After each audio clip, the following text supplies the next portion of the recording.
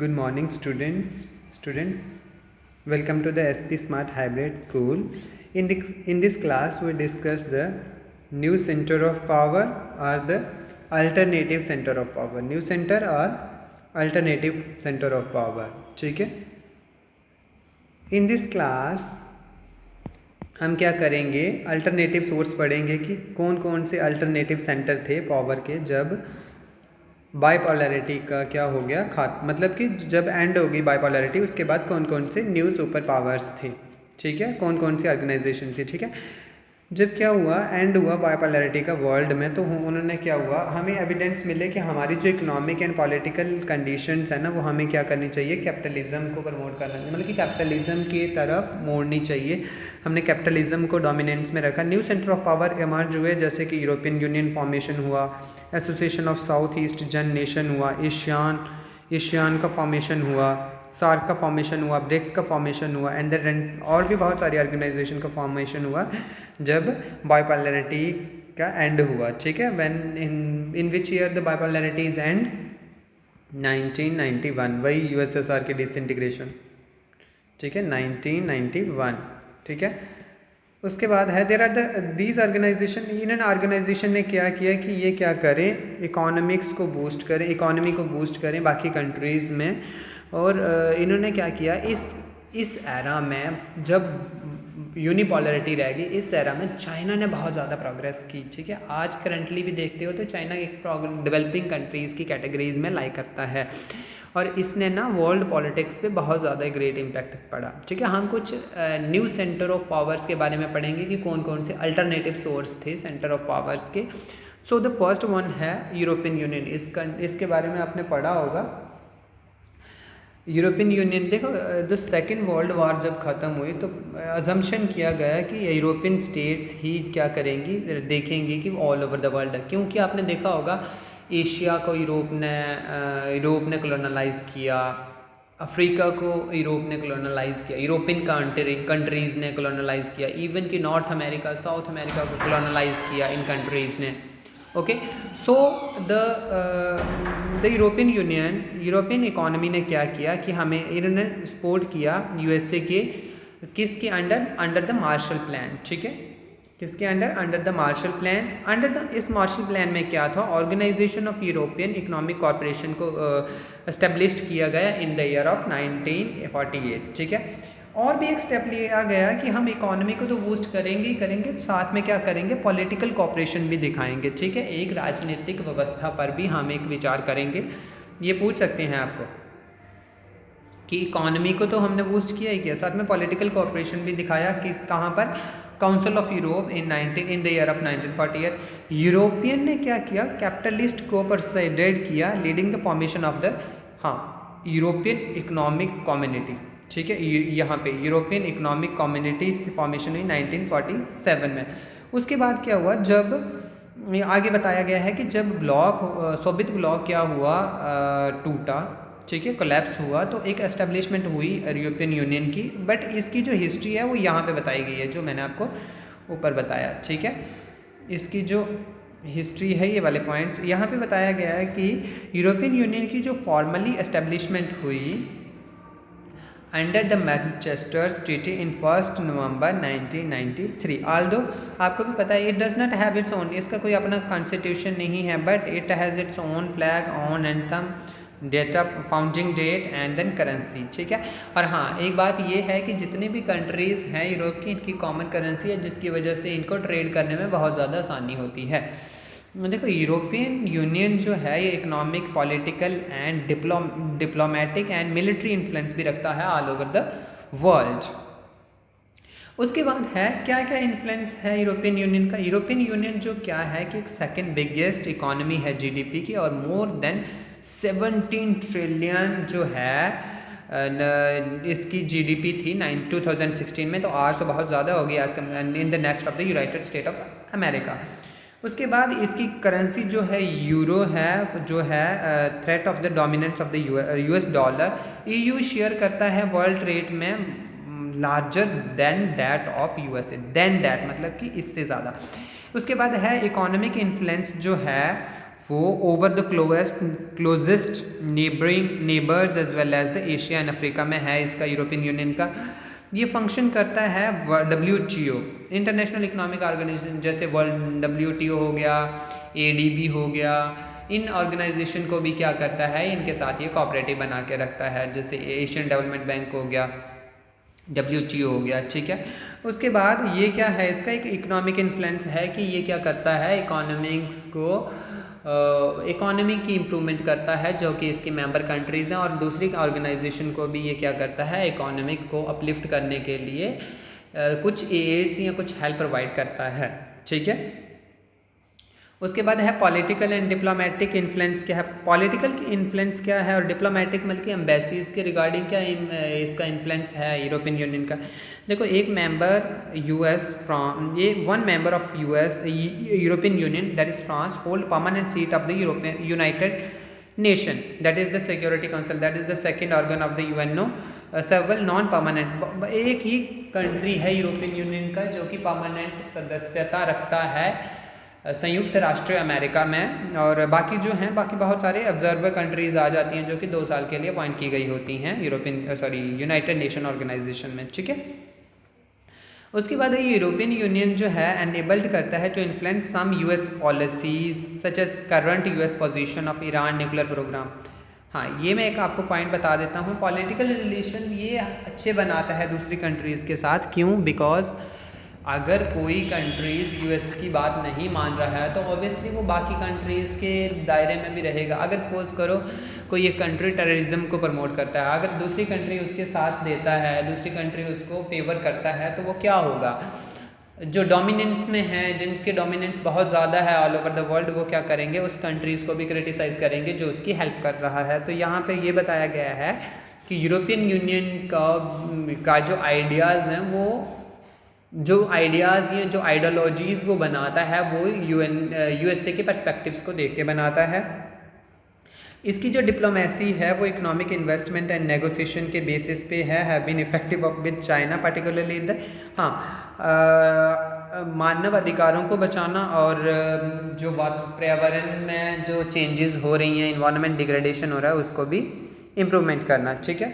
उसके बाद military influence क्या है यूरोपियन यूनियन का। देखो यूरोपियन यूनियन कंबाइन करता है, जो यूरोपियन यूनियन कंबाइन करता है second largest of the world and comes second after USA। अगर यूरोपियन यूनियन इकट्ठा हो जाए तो इसके आर्म्स जो आर्मामेंट्स हैं वो USA से क्या हैं, सेकंड नंबर पे है। फर्स्ट नंबर पे USA है। अगर आर्मी के या न्यूक्लियर वेपन्स के रिगार्डिंग देखा जाए तो USA नंबर 1 पे आता है, second Russia, third China and then fourth India. Fourth position पे जो है वो इंडिया है। बट अगर all over the European union के साथ कंपेयर किया जाए, जितनी भी यूरोपियन यूनियन कंट्रीज हैं, तो यूरोपियन यूनियन सेकंड नंबर पे आता है and then first one is the USA। उसके बाद है Britain and France as European member हैं। ये इनके पास 550 न्यूक्लियर वॉरहेड्स हैं। ये वर्ड अलग अलग है, वॉरहेड्स हैं। ये ना वर्ल्ड के सेकंड मोस्ट इंपॉर्टेंट सोर्स हैं स्पेस और कम्युनिकेशन टेक्नोलॉजी में, ये सेकंड आफ्टर द USA। उसके बाद EU एबल है इंटरवेन ऑफ द इकोनॉमिक भी करता है, political and social area, but many of the area states have their own foreign and defence. बहुत सारी स्टेट्स इनकी खुद की, जिन्होंने अपने खुद के अलग अलग डिफेंस पॉलिसीज़ बनाई हैं, क्या करने के लिए, दूसरे को बाइफ्रिकेट करने के लिए, मतलब कि दूसरों को अगर इन केस कोई क्राइसिस हो जाते हैं विद इन द कंट्रीज़ में, उसको उससे लड़ने के लिए इन्होंने खुद भी आर्मामेंट्स को प्रमोट किया है, आर्मामेंट्स बनाए हैं, ठीक है। उसके बाद है एशियान, ठीक है। यहाँ पे मेंशन है एशियान की एब्रीविएशन होती है association for south east Asian nation, जो कि एस्टेब्लिशमेंट किया गया था 1967 में, जो साइनिंग हुआ था for the declaration of the Bangkok declaration Thailand में बाय इट्स फाउंडिंग कंट्रीज। जो फाउंडिंग मेंबर थे एशियान के वो कौन थे, Indonesia, Malaysia, Philippines, Singapore and Thailand. उसके बाद ओवर द ईयर, मतलब कि कुछ सालों के बाद, Brunei, Darussalam, Vietnam, Lao, PGR, Burma, Myanmar, जो इसका नाम पहले बर्मा हुआ करता था, and Cambodia also joined ASEAN taking its strength to 10 members. जो इसका मेन मोटो है ना, ये मोस्ट इंपॉर्टेंट है, पूछा जाता है कि what are the main motto of the ASEAN, was one vision, one identity and one community. 1996 में क्या हुआ, एशियान ने साइन किया टू डील, जो एशियान ने क्या किया, साइन किया to deal with create nuclear free zone, कि हम क्या करेंगे, न्यूक्लियर फ्री जोन बनाएंगे साउथ एशिया को। और एशिया ने अडॉप्ट किया था विज़न 2020 में, इन 2000 ये विज़न जो है कि हम फ्री जोन बनाए, न्यूक्लियर फ्री जोन बनाएंगे, ये 2020 में ज्वाइन किया था। और 2050 में इसको 1997 से लेके 2015 में लॉन्च किया। एशियन कम्युनिटी कंप्रेसिस इन पिलर्स पे इन्होंने काम करना स्टार्ट किया था इस टाइम पीरियड पे, कि हम पॉलिटिकल सिक्योरिटी कम्युनिटी को बूस्ट करेंगे, इकोनॉमिक कम्युनिटी को बूस्ट करेंगे, and then social and cultural community को भी हम इम्प्रूव करेंगे। ऑब्जेक्टिव क्या है एशियान के, ये आपने बहुत अच्छे तरीके से पढ़े हैं। पहले हम पढ़ेंगे कि इन्होंने क्या किया है, इकोनॉमिक ग्रोथ को बूस्ट किया है, सोशल प्रोग्रेस दिखाई है, एंड कल्चरल डेवलपमेंट को भी प्रमोट किया है for the peaceful community in the south east Asian countries, ठीक है। उसके बाद है इन्होंने रीजनल पीस को प्रमोट किया है, स्टेबिलिटी को और जस्टिस प्रोवाइड किया है, rule of the law, law के अकॉर्डिंग, ठीक है। उसके बाद ये मेन इसका मोटो है कि to create the common market for the production, हाँ, कि हम क्या करेंगे, टैरिफ को इम्पोज नहीं करेंगे किसी भी कंट्रीज़ में, और कभी भी हम क्या करेंगे, ये इसकी मेन मोटो है कि हम क्या करेंगे, इन केस मेंबर कंट्रीज़ में कोई भी नेचुरल डिजास्टर या कोई भी क्राइसिस होते हैं तो हम क्या करेंगे, उसको social add and economic development के लिए हम उसको बूस्ट करेंगे। उसके बाद एशियन सोशल कल्चरल कम्युनिटी से क्या आइडियाज़ हैं, देखो एशियन जो है ये सोशल कल्चरल कम्युनिटी को क्या करता है, आल्सो रियलाइज दैट इसके पास फुल पोटेंशियल है Asian citizenship, it is working towards the following, इसके मेन एम है कि ये क्या करता है, कमिटेड करता है कि social responsible community for the benefit of the Asian people, मतलब कि ये सामाजिक तौर पर बताता है कि हम क्या करें, बेनिफिट सोचें एशियन पीपल का जो कि इसकी मेंबर कंट्रीज़ हैं, और उसके बाद सस्टेनेबल कम्युनिटी को प्रमोट करें एक सामाजिक डेवलपमेंट के लिए और वातावरण को बचाने के लिए, वातावरण को भी हम बचाएं एनवायरनमेंट प्रोटेक्शन के लिए। उसके बाद एशियन सिक्योरिटी कम्युनिटी क्या, एशियन सिक्योरिटी कम्युनिटी जो है ये बेस्ड करती है टेरिटोरियल, एक लैंड डिस्प्यूट्स को भी देखती है, सो दैट इट विल, अगर देखो जैसे इंडिया की एक पॉलिसी है कि हम आर्म्स का यूज़ नहीं करेंगे, बट हम अपने सिक्योरिटी पर्पस के लिए आर्म्स को रखेंगे या आर्म्स को बनाएंगे, तो ये एक पॉजिटिव पॉइंट है कि इन केस अगर इन केस इन फ्यूचर में हम अगर पाकिस्तान हम पे अटैक कर दे तो क्या हम अमेरिका को देखेंगे कि अमेरिका कब आएगा और हमें कब बचाएगा, नो, तब हम क्या करते हैं, ये भी इसका एक आइडियोलॉजी है कि हम क्या करते हैं, आर्म्स को बनाते हैं, बट ये नहीं कि दूसरों को दिखाने के लिए, दूसरों को हम अटैक करने के लिए, no, for the purpose of the security, internal security as well as the external security, no internal, it's external security for the neighbouring countries, जिनसे अगर वो कंट्रीज़ क्या करती हैं, थ्रेटन करती हैं किसी कंट्रीज़ को, ओके। उसके बाद है एशियन इकोनॉमिक कम्युनिटी क्या है, एशियन इकोनॉमिक कम्युनिटी है कि ये मेन प्रिंसिपल क्या करता है, ऑब्जेक्टिव ऑफ ये क्रिएट करता है कॉमन मार्केट नेशन, हाँ ये पढ़ लिया हमने। उसके बाद है ये डिस्प्यूट सेटलमेंट करता है for the resolving economic disputes. उसके बाद एशियन का विज़न क्या है,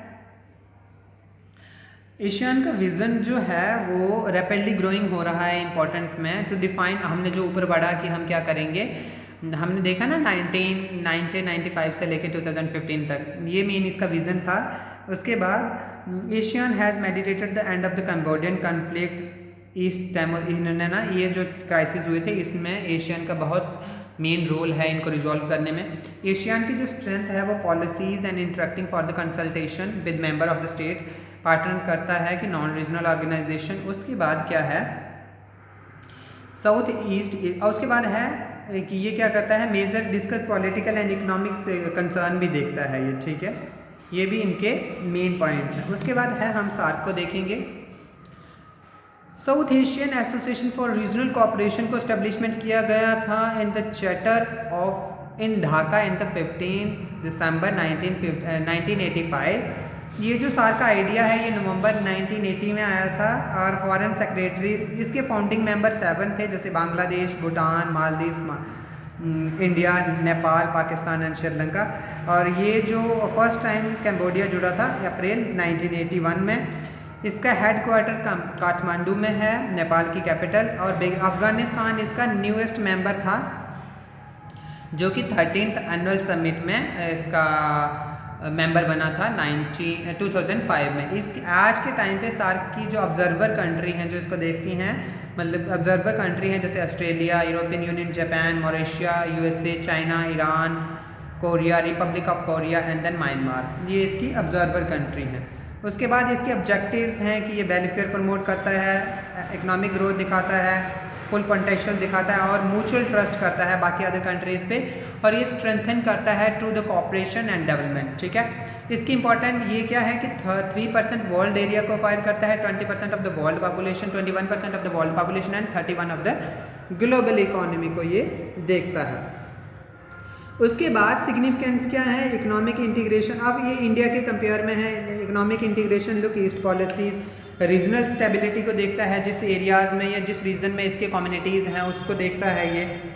एंड देन ग्लोबल लीडरशिप का रोल इसमें, ग्लोबल लीडरशिप का बहुत ज़्यादा रोल है इसमें। And then India is platform for the showcase it leadership in the region by taking up extra responsibilities. ठीक है, उसके बाद लिमिटेशंस क्या हैं सार्क की, जो ये क्या है कि ये एक स्लो ग्रोइंग ऑर्गेनाइजेशन है, ये एक लिमिटेशन है क्योंकि there are the many conflict as well as the issues are held in the areas in the countries of the in the member countries of the SAARC. उसके बाद सार्क मेंबर जो है ये मेजॉरिटी ऑफ द डेवलपिंग और least developing countries है, जिसकी वजह से भी ये एक अच्छा तरीके से डेवलप नहीं हो पा रहा है। ठीक है, उसके बाद है ब्रिक्स।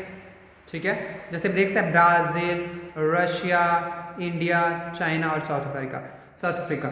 ठीक है, ब्रिक्स जो है ये द टर्म ब्रिक्स जो है ये कॉइन की गई थी जिम ओ'नाइल ने, चेयरमैन थे ये जो then the chairman of the Goldman Sachs in 2001। BRICS जो फाउंड किया गया था 2006 में रशिया के द्वारा। ब्रिक्स टर्न्ड इनटू ब्रिक्स ये हुआ था, साउथ अफ्रीका इसमें जुड़ा था 2009 में। ठीक है, कहीं कहीं पे 2010 भी बताया गया है, कहीं पे कुछ सोर्स जो हैं वो साउथ अफ्रीका क्या बताया गया है 2010 भी बताया गया है। 12th कॉन्फ्रेंस जो ब्रिक्स की हुई थी वो रशिया में हुई थी 2022 में। और जो ब्रिक्स है जो ब्रिक्स की जो अभी जो ये जो रिसेंटली जो क्या हुई, इसकी जो मीटिंग हुई वो कहाँ हुई, साउथ अफ्रीका में हुई 2023 की। ठीक है, उसके बाद साउथ अफ्रीका में रिसेंटली जो थी वो 2023 की साउथ अफ्रीका में हुई। उसके बाद बहुत सारी कंट्रीज़ और भी इसमें जुड़ी, जैसे इजिप्ट हो गया, इथोपिया हो गया, ईरान हो गया, यूएई हो गया, ये करंटली का डाटा है। ठीक है, ये भी सारी कंट्रीज में ऐड ऑन की गई। ठीक है, कौन कौन सी मैंने बोला, इजिप्ट, इथोपिया, ईरान और यूएई। उसके बाद है जो स्ट्रक्चर है ब्रिक्स का, BRICS is annual summit between the, ये हर साल इसको मीटिंग होती है इसकी मेंबरशिप, और इसका ऑब्जेक्टिव है कि ट्रेड एंड इन्वेस्टमेंट कोऑपरेटिव को दिखाना, ट्रेड एंड इन्वेस्टमेंट कोऑपरेशन को दिखाना all over the BRICS countries में, एनहेंस करना मार्केट अपॉर्चुनिटीज़ और फैसिलिटेट करना मार्केट इंटरलिंकेज, मतलब कि जो अपनी मेंबर कंट्रीज़ हैं। ठीक है, उसके बाद बाकी बताया गया है कि बाकी जो कंट्रीज़ हैं इनका क्या रोल है। जैसे इंडिया का क्या है, इंडिया खुद एक मेंबर है ब्रिक्स का, तो बहुत सारे जो इश्यूज़ पे रिजॉल्व, जैसे फूड एंड एनर्जी सिक्योरिटीज़ पर देखता है ये, क्लाइमेट चेंज पे हम जो कोई भी अगर ब्रिक्स कोई भी रेजोल्यूशन पास करता है तो इंडिया उसको क्या करता है, एग्री करता है। उसके बाद न्यू डेवलपमेंट बैंक जो है ये अवेल करता है for the infrastructure and sustainable development project. Russia, India, Israel and China का जब डिसइंटीग्रेशन हुआ USSR, some nation emerged in the global power in the 21st century, जैसे रशिया। वेरी गुड, हाँ, यहाँ पे बताया गया है कि रशिया जो है ये एक अलग टॉपिक है। ठीक है, कि 21st सेंचुरी में कौन सी इमर्जिंग पावर्स बनी। ठीक है, एक तो चाइना, आज के टाइम पे चाइना आपने देखा होगा बहुत सारी एक डेवलपिंग कंट्री के तौर पे उभर रहा है वो। ठीक है, उसके बाद रशिया की एक mixed economy and then transactional economy को बूस्ट करता है। उसके बाद इंडिया भी एक इमर्ज्ड इकोनॉमी है, आपने देखा होगा हमने जर्मनी को पीछे छोड़ दिया, 5th लार्जेस्ट इकोनॉमी बन गए हैं ऑल ओवर द वर्ल्ड। उसके बाद इजराइल है, मिलिट्री के मामले में इजराइल भी बहुत पावरफुल कंट्रीज़ है। ठीक है, ये मैं ओवरव्यू दे रहा हूँ, आप अच्छे तरीके से इसको ओवरव्यू करेंगे। ठीक है, उसके बाद चाइना, एक डाटा के अनुसार माना जाता है कि जो चाइना है, ये डेट याद रखना कि चाइना जो है वो 2040 तक टेक ओवर कर देगा किसको, यूएस को इकोनॉमी के मामले में, इकोनॉमी के मामले में, ठीक है। क्या कर देगा, टेक ओवर कर देगा इकोनॉमी के मामले में। और यूएस की जो ये चाइना की इकोनॉमी जो है क्या हो जाएगी, लार्जेस्ट इकोनॉमी हो जाएगी all over the world after the all over the world, and second position पे आ जाएगा यूएस। और बहुत सारी पॉलिसीज़ हैं जो चाइना अडॉप्ट करता है आज के टाइम पे, जिससे वो क्या करता है, अपनी इकोनॉमी को बूस्ट करता है। चाहे वो आज के प्रेसिडेंट के टाइम पीरियड पे हों, जिनपिंग के टाइम पीरियड पे हों, चाहे वो माओ के टाइम पीरियड पे हों, जैसे ओपन डोर पॉलिसीज़ हैं, स्पियर ऑफ स्ट्रिंग पॉलिसी है, ये चाइना की पॉलिसीज़ हैं। चाहे वो हेमन टोटा पोर्ट के रिगार्डिंग हो, कोई भी चाहे वो मालदीव्स के रिगार्डिंग हो, तो चाइना क्या करता रहता है। अब मालदीव्स पे क्वेश्चन आ सकता है कि जो आइडियोलॉजी है जो मालदीव्स के प्रेसिडेंट की, वो टिल्टेड है towards the China's ideology, because China has provide the aid in the country of Maldives, ठीक है। उसके बाद है new economic policy of China, ठीक है। ये यहाँ पे हमारा चैप्टर कंप्लीट होता है, ठीक है। चाइना है फॉरेन डायरेक्ट इन्वेस्टमेंट जो है इसमें बहुत ज़्यादा प्रोग्रेस कर रहा है चाइना। आज के टाइम पर फॉरेन एक्सचेंज रिजर्व सबसे ज़्यादा है और मेक ए बिग इन्वेस्टमेंट कर रहा है दूसरी कंट्री में। China session of the WTO in 2001 and also helping to the opening of the outside world. एक ऐसा डाटा के अनुसार माना जाता है कि ये एक बहुत बड़ी इकोनॉमी बनेगा इन द फ्यूचर टाइम, ठीक है। ये हमारा चैप्टर था ऑल ओवर। अब अगर इसके रिगार्डिंग कोई क्वेरी होगी तो आप पूछ सकते हो, इसकी PDFs आपको मिल जाएगी, ठीक है। थैंक यू बच्चे।